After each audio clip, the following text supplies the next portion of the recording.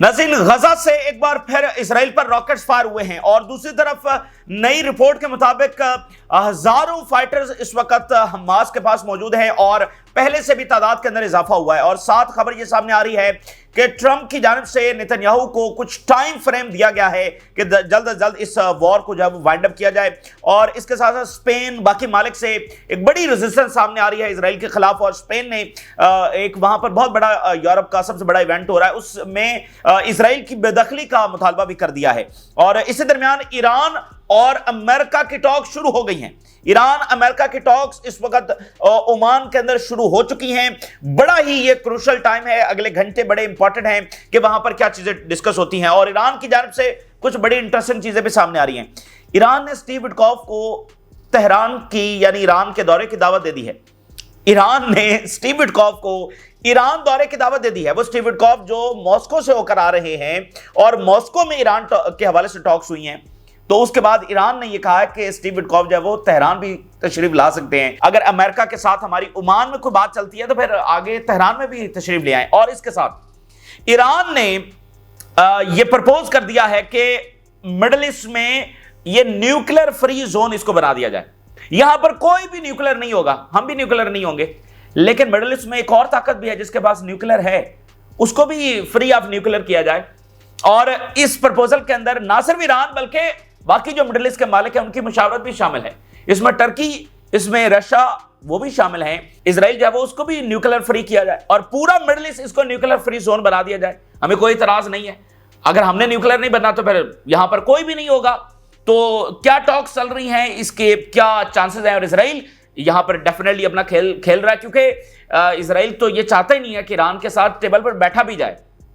जब आप किसी के साथ निगोशिएशंस करते हैं तो आप पहले उनको रिकॉग्नाइज कर रहे होते हैं। तो इजराइल बिल्कुल नहीं चाहता कि अमेरिका तो दूर किनार, मतलब मिडिल ईस्ट का ममालिक भी जाकर ईरान के साथ दोस्ती का हाथ बढ़ाएं, ये भी इजराइल को कबूल नहीं है। तो यहां पर उनको एक बड़ी नाकामी का सामना है। तमाम ताजा सूरत हाल आपके सामने रखेंगे। नाज़रीन, 3 से 4 खबरें हैं जिनको हम जरा मिलाकर सूरत हाल को समझने की कोशिश करते हैं कि किस तरह मामला जा रहे हैं। अच्छा, एक तो यह है कि गजा से अभी रॉकेट्स फायर हो गए इसराइल के ऊपर। एक बार फिर 3 रॉकेट्स हैं वो गजा से फायर हुए हैं। आज 552 दिन हो चुके हैं इस जारहियत को शुरू हुए। और मॉडर्न हिस्ट्री में इस बमबारी, इस ग्राउंड ब्रूटैलिटी, इसकी कोई मिसाल नहीं मिलती। आप एड भी बंद की है, इलेक्ट्रिसिटी भी बंद है, जो आपका हेल्थ सेक्टर है वो तबाह है, एड वर्कर्स नहीं है, रेस्क्यू सर्विसेज तबाह हो रही हैं, मेडिसिन नहीं है, खाना नहीं है। और बमबारी इस तरह की कि वर्ल्ड वॉर के अंदर भी वो शहर जिन पर सबसे ज्यादा बमबारी हुई थी उससे भी ज्यादा बमबारी गजा के ऊपर हो चुकी है। कोई इसकी मिसाल नहीं मिलती है। उसके बावजूद गजा से आज भी रॉकेट्स फायर होना ये अनबिलीवेबल एक चीज है, एक अनप्रेसिडेंटेड है। और इससे रेजिस्टेंस जो है वो एक बार फिर 57 इस्लामी मुल्कों को पैगाम दे रही है कि अगर हम इतने मामूली से होकर, अगर हम महकूम से होकर, अगर हम कमजोर से होकर आज भी इस ताकतवर तरीन फौज का यूं सामना कर रहे हैं, तो फिर क्या तुम इनसे सीज फायर भी नहीं मनवा सकते? क्या तुम्हारी आर्मीज इनके साथ लड़ने की सलाहियत नहीं रखती हैं? तो इसराइल का जो एक हैबत थी हर इस रॉकेट के साथ और हर गुजरते दिन के साथ रेजिस्टेंस उसको एक्सपोज कर रही है। ठीक है, तो एक तो चीज ये होगी, एक बार फिर रॉकेट जो है वो फायर हुए हैं तो इसके ग्रेट इंपैक्ट्स और रेजिस्टेंस बता रही है कि हम यहां पर मौजूद है। और इस वक्त अगर आप देखें तो हमारे पास इंफॉर्मेशन का फ्लो बहुत कम है। गजा के अंदर जो सूरत हाल हो रही है, किस गली में कैसे लड़ाई जा रही है, क्या हो रहा है, तो रॉकेट्स का फायर होना मुराद क्या है? रेजिस्टेंस वहां पर मौजूद है। एक चीज होगी। दूसरी बात यह है, ताजा तरीन रिपोर्ट के मुताबिक ट्रंप ने नेतन्याहू को कहा है कि वो with in weeks wind up करे, विद इन वीक्स जो है वो इस फाइटिंग को रोक दे। ये मीडिया रिपोर्ट्स इस वक्त सामने आ रही है। क्यों? जरा 2 हेडलाइंस देखिए। Trump gives Netanyahu 2 to 3 weeks to end Gaza war. Trump is reportedly pushing Netanyahu to end Gaza war within weeks as part of, ये उसका जवाब है कि क्यों, his broader Middle East strategy that includes normalization with Saudi Arabia. Associated Press. Netanyahu-Trump meeting reveals unexpected gap on की issues. तो ये जनाब देखें, जो ट्रंप की स्ट्रेटजी है उसको आप कंप्रीहेंसिव अंदाज में देखें। उसकी कंप्रीहेंसिव डॉक्ट्राइन क्या है, उसके जरिए ही उसके इक़दामात यूरोप में, यूक्रेन में, चाइना के हवाले से, मिडिल ईस्ट के हवाले से, ये आप समझ सकते हैं। यानी होता है ना कि मिडिल ईस्ट के हवाले से अलग पॉलिसी है, वहां अलग, उसकी कंप्रीहेंसिव डॉक्ट्राइन है जिसके तहत वो इस वक्त काम कर रहा है, जितना दुनिया को समझ आई है, जितनी अमेरिकन को समझ आई है। क्योंकि ट्रंप के ऊपर कोई एतवार तो है नहीं कि वो एक लम्हे क्या बात करता है, अगले लम्हे क्या बात करता है। ट्रंप जो है पिछले कई सालों से उसने तनकीद की है मिडिल ईस्ट वॉर्स के ऊपर, और इसे अमेरिकी अंपायर के लिए सबसे ज्यादा नुकसानदेह बताया है। और सबसे आकर पहले उसने कौन सी जंग छेड़ी, मिडिल ईस्ट की। तो ओवरऑल जितना अमेरिकन समझे हैं ट्रंप की स्ट्रेटजी को, वो यही है कि वो अपने आप को पीस मेकर प्रेजेंट करना चाहता है, वो अपने आप को डील मेकर सबसे बड़ा प्रेजेंट करना चाहता है। और मिडिल ईस्ट के हवाले से जो उसका फ्रेमवर्क है वो यही है, अब्राहम अकॉर्ड। अब्राहम अकॉर्ड का दूसरा फेज है वो मुकम्मल करवाना चाहता है। आप देखिए कि 7 अक्टूबर से पहले, मतलब बिल्कुल वो टाइम आ चुका था जब सऊदी अरेबिया नॉर्मलाइजेशन इजराइल के साथ करने जा रहा था, बिल्कुल वो घड़ी आ चुकी थी। तो ट्रंप जो है वो इस फेज को आगे बढ़ाना चाहता है, लेकिन इस जाहिरियत के साथ तो ये फेज आगे बढ़ नहीं सकता। और अब ये सबको साबित हो गया कि फलस्तीन को माइनस करके ये फेज आगे नहीं बढ़ सकता। तो इसलिए ट्रंप ने एक ब्रॉडर मिडिल ईस्ट स्ट्रेटजी के तहत नेतन्याहू को कहा है। क्योंकि देखिए, अगर इजराइल मिसाल के तौर पर गजा के ऊपर ऑक्यूपाई कर लेता है, फलस्तीनियों को डिस्प्लेस कर देता है, तो उसके बाद क्या होगा? उसके बाद एक लंबी इंस्टेबिलिटी का आगाज होगा और मिडिल ईस्ट की ये रियासतें भी इसको अफोर्ड नहीं कर सकेंगी और इनका जो रुझान है वो ज्यादा चाइना की तरफ होगा। अब आप ये तो देख चुके हैं कि अमेरिका की असल लड़ाई चाइना के साथ है, असल वो जंग जो है वो लॉन्च कर चुका है चाइना के ऊपर। तो ट्रंप और उसकी काबीना और उसके सपोर्टर्स, उनका जो फोकस है वो चाइना है कि हम जल्द से जल्द बाकी मामलात को वाइंड अप करके चाइना की तरफ जो है वो जाएं, तमाम लॉजिस्टिक्स, तमाम इकोनॉमी, तमाम मिलिट्री, तमाम रिसोर्सेज चाइना के खिलाफ इस्तेमाल करें। लेकिन ट्रंप की जो पॉलिसीज हैं वो उसे ड्रैग कर रही हैं, सबसे ज्यादा उसे मिडिल ईस्ट के अंदर ड्रैग कर रही हैं।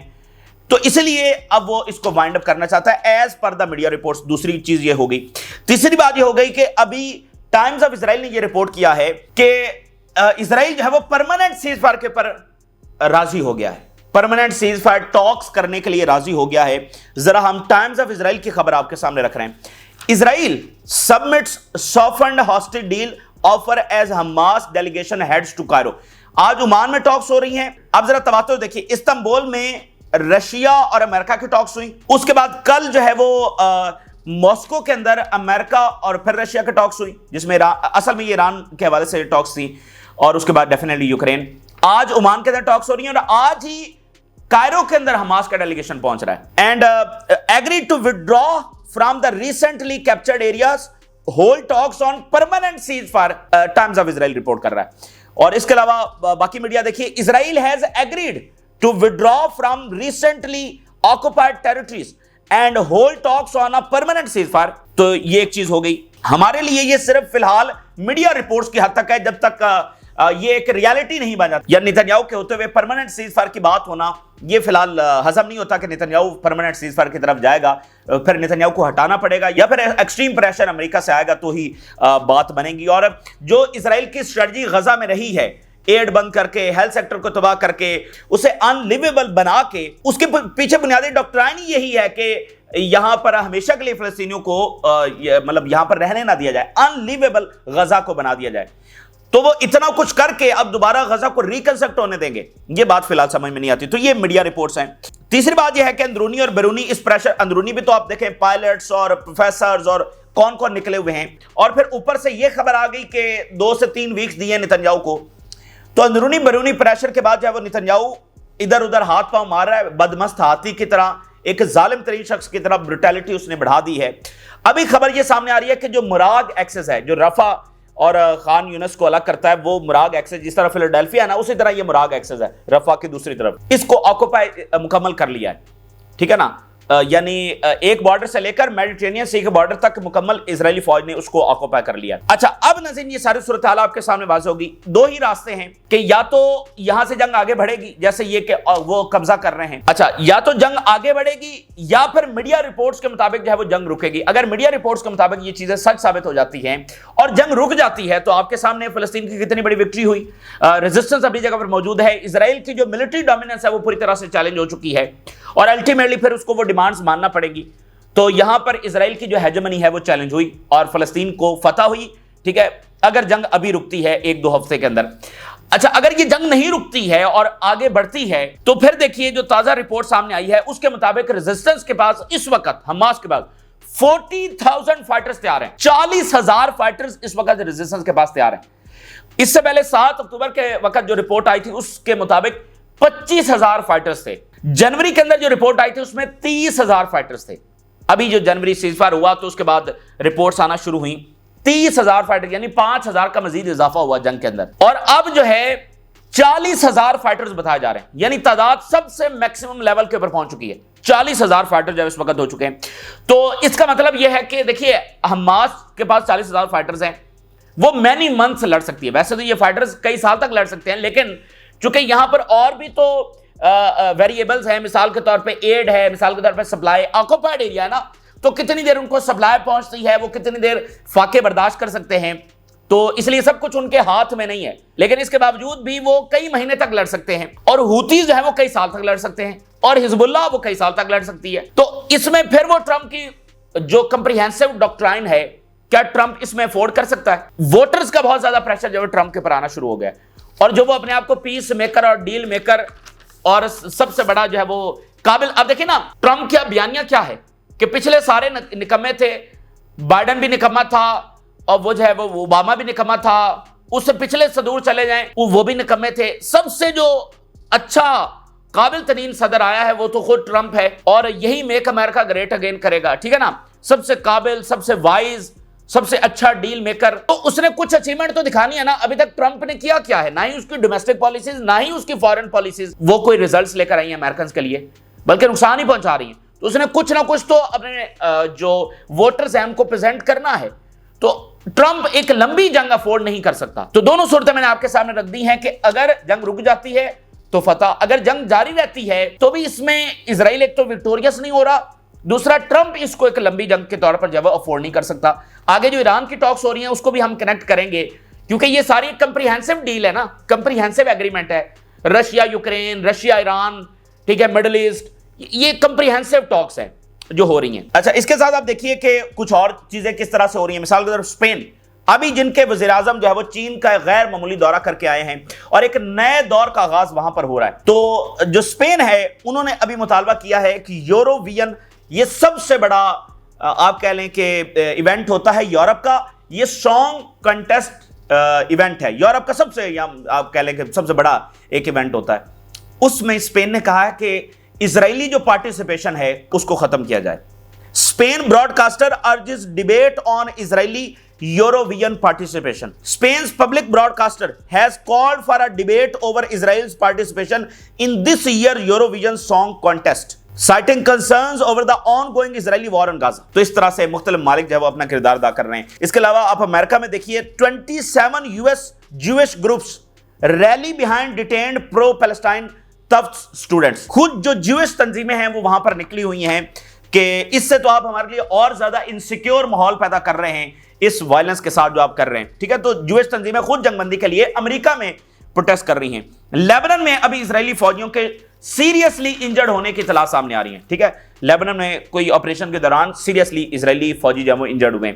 अच्छा, दूसरी बात यह है कि जो पैरामेडिक्स को मारा गया उसके हवाले से रिपोर्ट आ गई है, और ये गुलानी फोर्सेस ने मारा, और जनरल यहूदा, इन सब के ऊपर जब वॉर क्राइम्स के मुकदमे चलेंगे, इनके बाकायदा नाम सामने आ गए, क्योंकि यूरोप से बड़ा प्रेशर था, वगरना इसराइल तो इस तरह के नाम सामने नहीं लेकर आता। तो बाकायदा अब ये नाम सामने आ गया। जनरल यहूदा लीड कर रहा था, गुलानी फोर्सेस थी, उसने 15 पैरामेडिक्स को जो है वो मारा है और एग्जीक्यूट किया, यानी गोली मारी है। बमबारी करना बहुत बड़ा जुल्म है, लेकिन अगर प्लेनेट के ऊपर सबसे बड़ा जुल्म है तो वो एग्जीक्यूट करना है, बाकायदा गोली मारना है, ये सबसे बड़ा जुल्म है, ठीक है ना। बमबारी हुई, वहां पर कोई और भी मारा जा सकता है, यानी टारगेटेड स्ट्राइक जिस तरह से ये नहीं करते तो कोई, लेकिन गोली मारकर बाकायदा यानी आइडेंटिफाई करके ये डॉक्टर्स हैं, उसके बावजूद उनको मारना, ये जुल्म की इंतहा है, और ये अपने अंजाम से कभी बचेंगे नहीं। अच्छा, अब जरा हम आखिर में डिस्कस करते हैं ईरान टॉक। सब नजरें जब वहां पर लगी हुई हैं, very crucial, very sensitive, but very interesting. कुछ चीजें जो है ना बड़ी इंटरेस्टिंग भी हो रही हैं। अच्छा, एक पहली बात तो यह है कि निगोशिएशंस शुरू हो चुके हैं, इस वक्त हो रहे हैं, और ये इनडायरेक्ट हो रहे हैं, ठीक है ना। अब देखिए कि ये भी ईरान की एक आप कह लेंगे उनकी रेजिस्टेंस की एक मिसाल है। अमेरिका बार बार प्रेशराइज कर रहा था कि हम डायरेक्ट निगोशिएशंस करेंगे, ईरान इंसिस्ट कर रहा था कि नहीं हम तो इनडायरेक्ट करेंगे। तो अब ये इनडायरेक्ट हो रहे हैं, इसका मतलब होता है कि आपका जो पहले ही अपर हैंड आ गया, मतलब आपने अमेरिका की बात नहीं मानी, आप डायरेक्टली अमेरिका के साथ नहीं बैठे, जो आप इंसिस्ट कर रहे थे वही आपकी बात मानी गई है, ठीक है ना। इनडायरेक्ट निगोशिएशंस हो रही हैं, पहली बात तो ये होगी। अच्छा, किसी बिल्डिंग के अंदर, उस बिल्डिंग के बारे में बताया नहीं गया, ओमान ही ने वो डेजिग्नेट की है। वहां पर एक ही बिल्डिंग है लेकिन सेपरेट रूम्स है। एक के अंदर ईरानी डेलीगेशन बैठा हुआ है, एक के अंदर जो है वो अमेरिकी डेलीगेशन बैठा हुआ है, और ओमान के जो फॉरेन मिनिस्टर हैं वो दरमियान में मीडिएटर्स का काम कर रहे हैं। वो अमेरिकन की बात सुनते हैं, फिर ईरान के पास जाते हैं, ईरान की बात सुनते हैं और अमेरिकन के पास आते हैं, और उसमें जो कम्युनिकेशन की जा रही है, यानी जो अमेरिकन पैगाम ईरान की तरफ जा रहा है, ईरान का जो अमेरिका की तरफ आ रहा है, और वो रिटर्न फॉर्म के अंदर कम्युनिकेशन हो रही है। ठीक है, कुछ ईरान प्रपोजल लेकर आया है, ठीक है, वो प्रेजेंट किए जा रहे हैं, कुछ अमेरिका की डिमांड्स है, वो इस तरह से हो रहा है। कुछ बड़ी इंटरेस्टिंग चीजें, एक तो ईरान ने ये कहा है रिपोर्ट्स के मुताबिक कि मिडिल ईस्ट को आप न्यूक्लियर फ्री जोन बना दे, यहां पर कोई किसी के पास न्यूक्लियर होना ही नहीं चाहिए। जैसे आप देखिए ना, सऊदी अरेबिया कहता है या अरब्स कहते हैं कि ईरान न्यूक्लियर बनाएगा तो हम बनाएंगे। अच्छा, ईरान कहता है कि हम क्यों न्यूक्लियर बना रहे हैं, क्योंकि इसराइल के पास न्यूक्लियर है इसलिए हम बना रहे हैं और हमें हमले का खतरा है। तो इस तरह से फिर किया जाए कि कोई भी यहां पर न्यूक्लियर ना रहे। मतलब ये इतनी बड़ी चीज है ना कि आप इसका तसव्वुर भी नहीं कर सकते।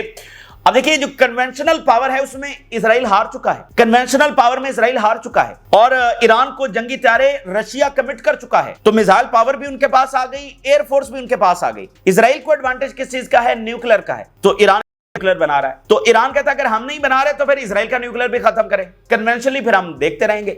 ठीक है, तो इसमें मिडिल ईस्ट के मालिक की जो राय है वो भी शामिल है। अभी रिसेंटली कतर के प्राइम मिनिस्टर ने कहा था इजराइल के न्यूक्लियर के हवाले से, और इससे कुछ महीने पहले उर्दगान भी इजराइल के न्यूक्लियर के हवाले से बात कर चुके हैं। तो ये मिडिल ईस्ट के मालिक भी इसमें शामिल है जो ईरान से आज प्रपोज किया गया है। दूसरी बात यह है कि ईरान ने ऑफर की है कि स्टीव विटकॉफ साहब जो हैं वो तेहरान तशरीफ ले आए, हमें कोई मसला नहीं। अगर आज ओमान के अंदर हमारी टॉक्स पॉजिटिव रहती हैं और ये तय हो जाता है कि हमने आगे मुज़ाकरात ही की तरह बढ़ना है, तो हमें कोई मसला नहीं है। स्टीव विटकॉफ साहब जो हैं वो तेहरान तशरीफ ले आए। मतलब आप अंदाजा नहीं कर सकते कि इजराइल इससे कितना जल भुन गया होगा। अमेरिकन ईरान जा रहे हैं और ईरान प्रपोज कर रहा है, ऑफर कर रहा है कि आए तशरीफ लाएं, आपकी अच्छी खिदमत करेंगे और वहां पर बैठकर डायरेक्ट टॉक्स भी कर लेंगे, इसमें क्या मसला है। तो ठीक है, आपको कई महाजों के पर आपको लड़ना पड़ता है। यानी इजराइल चाहता है ईरान के साथ इनडायरेक्ट किसी दूसरे मुल्क में बैठकर भी बातचीत नहीं होनी चाहिए, और ईरानियंस अमेरिकन को कह रहे हैं कि तशरीफ ले आए। अब आप देखिए, अमेरिका सिर्फ हमास के साथ डायरेक्टली बैठ गया था, डायरेक्टली इजराइल को कितनी तकलीफ हुई और उसने फिर जंग छेड़ी सारा कुछ। तो ये चीज वो कैसे कबूल कर सकता है? और इन्होंने तो एक कई साल की निगोशिएशंस के बाद एक एग्रीमेंट पर अमेरिका और ईरान पहुंचे, उसके बावजूद उसको तोड़वा दिया। तो ये बात इजरायली कैसे बर्दाश्त कर सकते हैं? देखें, जो इजराइल और अमेरिका है वो ईरानियन इस्लामिक रिजीम को रिकॉग्नाइज ही नहीं करते हैं। तो अगर अमेरिकन तेहरान जा रहे हैं तो इससे बड़ी कोई चीज हो सकती है? लास्ट टाइम किस आप इस्लामी मुल्क के कितने हुक्मरान जो है वो तेहरान गए हैं? अभी इब्राहिम रईसी की जब शहादत हुई तो अमीर कतर गए थे, और उसके बाद और अभी रिसेंटली भी अमीर कतर जो है वो दोबारा गए हैं। कितने मुसलमान हुक्मरान हैं जो तेहरान गए हैं? ठीक है, सऊदी अरेबिया का लास्ट दौरा कब हुआ है? तो अमेरिकन तेहरान जा रहे हैं, मतलब ये ईरान ने ऑफर किया, खुद ईरान ऑफर, तो ये मामूली चीज नहीं है। तो ये जनाब इस वक्त नेगोशिएशंस हो रहे हैं। मैं कुछ हेडलाइंस आपके सामने रखता हूं, और साथ ईरान ने यह भी कहा है कि अगर अमेरिका उन्हीं इजरायली डिमांड्स के ऊपर अड़ा रहा तो फिर यह भी सुन ले कि हम जंग के लिए भी पूरी तरह से तैयार हैं। यानी ऑफर भी कर दी, जंग का भी ऐलान कर दिया। 5 हेडलाइंस आखिर में आपके सामने रख रहे हैं। If Washington messages are heard in Oman, there is no problem with Witkoff visit to Tehran. इसमें 100% रशिया शामिल है। स्टीव विटकॉफ का जो मॉस्को का दौरा हुआ है उसमें ईरान डिस्कस हुआ है, ठीक है, और उसके बाद तेहरान स्टीव विटकॉफ को उधर भी इनवाइट कर रहा है तेहरान के अंदर, ठीक है ना। वो कह रहे हैं अगर ओमान में बातचीत ठीक रहती है, आगे बढ़ने का कोई स्पेस मौजूद होती है, तो अगली बार आप उधर ही आ जाएं, हम डायरेक्ट आपके साथ बैठ जाएंगे। We may propose to Washington to support the establishment of the nuclear weapon free zone in the Middle East. पूरे मिडिल ईस्ट को न्यूक्लियर फ्री जोन बना दे, मसला हमें कोई मसला ही नहीं है, ठीक है। सब किसी के पास भी न्यूक्लियर नहीं होना चाहिए। आप कहते हैं कि न्यूक्लियर बुरी चीज है, तो किसी के पास भी नहीं होना चाहिए। और वो जो जॉन एफ कैनेडी की फाइल्स हैं उसमें ये साबित हुआ है कैसे जॉन एफ कैनेडी जब इजरायली न्यूक्लियर प्रोग्राम के खिलाफ थे, फिर उनके साथ क्या हुआ, ठीक है ना। तो वो फाइल्स भी वहां पर आ चुके हैं सामने। वॉशिंगटन्स exaggerated demands even if they are tactic may lead to talks to a dead end। अगर अमेरिकन ने वही एग्जैजरेटेड डिमांड्स रखी कि रोल बैक कर दो लिबियन स्टाइल, या वो रेजिस्टेंस की जो मदद है वो खत्म कर दो और अपना जो बैलिस्टिक मिसाइल प्रोग्राम है उसको रोक दो, तो ये एग्जैजरेटेड डिमांड्स, इसका नतीजा ये निकलेगा कि हम डेड एंड के ऊपर पहुंच जाएंगे, मुज़ाकरात नाकाम हो जाएंगे। और आखिर में डिफेंस मिनिस्टर के बयान देखिए, the enemy is not in a position today to take any action against us. दुश्मन की इस वक्त ये ताकत ही नहीं है कि वो हमारे ऊपर जो है वो हमला कर सके और जीत सके। The enemy may be the party that starts the war. वो कह रहे हैं ये पॉसिबल है कि दुश्मन जो है वो जंग की पहल कर दे, but it will not be the party that ends it. लेकिन एक बात तय है कि जंग का इख्तिताम दुश्मन नहीं करेगा, जंग का इख्तिताम फिर हम करेंगे। इख्तिताम वही करता है जो फाते होता है। The enemy is well aware of the level of preparedness of our armed forces and our military equipment. दुश्मन बिल्कुल वाजे है कि हमारी प्रिपेयर्डनेस क्या है, हमारी ताकत क्या है, हमारे इक्विपमेंट्स, इससे दुश्मन जो है वो बिल्कुल वाजे है। और जो ईरान ने इजराइल के ऊपर अटैक किया था, उनका एयर डिफेंस, अमेरिकी एयर डिफेंस, उसको पेनिट्रेट करते हुए जाकर हिट किया था। ईरान ने उससे वाजे पैगाम दिया कि हमारी ताकत है। देखिए, अगर एक ऐसा मुल्क है जो इजराइल और अमेरिका को हिट कर ही नहीं सकता, तो ये बिल्कुल देर नहीं लगाएंगे उस पर हमला करने में। लेकिन अगर कोई ऐसा मुल्क है जो रिस्पॉन्ड कर सकता है, तो फिर ये सोचने पर मजबूर हो जाते हैं। ईरान पर अगर अभी तक हमला नहीं हुआ तो उसकी वजह सिर्फ और सिर्फ ईरान की अपनी ताकत है, इसके अलावा और कुछ भी नहीं है। इन्होंने इराक के साथ क्या किया, अफगानिस्तान के साथ क्या किया, लीबिया के साथ क्या किया, सीरिया में क्या हुआ, सोमालिया में क्या हुआ, सूडान के अंदर क्या हुआ, अभी तक हो रहा है। तो आपको क्या लगता है कि ईरान से इनको किस चीज ने रोका हुआ है? सिर्फ ये ईरान की अपनी ताकत है। तो ये इस वक्त की ताज़ा तरीन सूरत हाल है जो आपके साथ शेयर किया। अपनी राय जरूर आगाह करें। जिन लोगों ने चैनल को सब्सक्राइब नहीं किया उनसे रिक्वेस्ट करेंगे कि चैनल को जरूर सब्सक्राइब कर लें ताकि हर आने वाली वीडियो आप तक पहुंच सके। इजाज़त, अल्लाह हाफ़िज़।